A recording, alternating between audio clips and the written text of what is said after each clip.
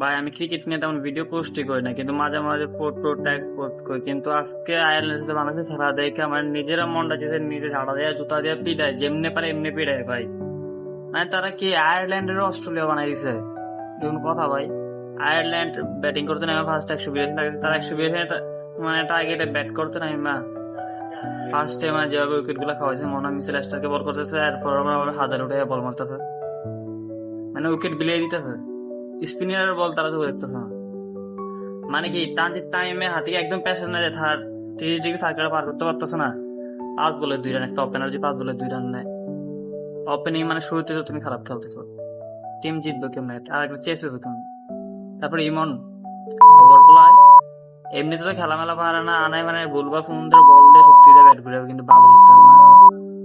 5টা বল খেললে 1 রান নিছে, 2টা ওপেনিং ভালো লাগেছে। টপ অর্ডার যদি এরকম মানে এরকম এই লেভেলের খেলা দেয় কেমনে গো? আর ক্যাপ্টেন টন্টন দাসের কথা নাই বলি বাবা, ক্রিকেটের মোনালিসা, সবার মানে গুরুদেব, সবাই তারা নিয়ে লাফায়।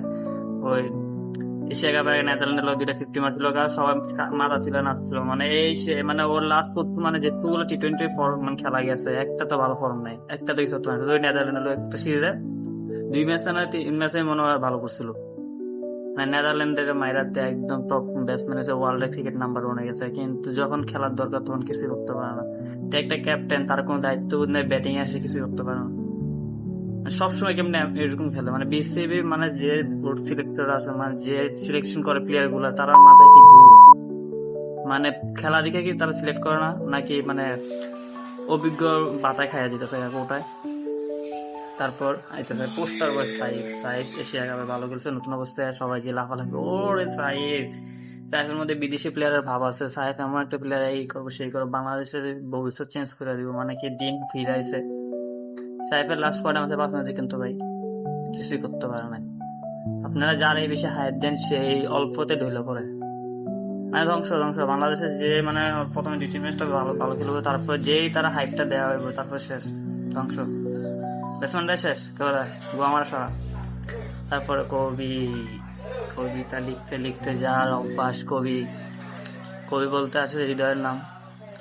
অন্যদের তুলনায় আজকে হৃদয় ভালো করছে বলতে হবে, হৃদয় 24 বলে 33 রান করছে, 137 স্ট্রাইক রেট, বাকিদের তুলনায় ভালো করছে, থাকা করে নিয়েছে, কিছু বলা যাবে না। ওর সাইডে পেলাম জাকির আলী পাড়া, সেও অপরাধের তুলনায় ভালো করছে, তারা নিয়ে বলার সুযোগ নাই। 16 বলে 20, যদিও তার 16 বলে 30 করা দরকার বা আরো বেশি করা দরকার, টার্গেট হচ্ছে 182। 182, কিন্তু কি করবে, মানে উইকেট এমনি বিলিয়ে দিচ্ছে আমাদের টপ অর্ডার, তারও কিছু বলার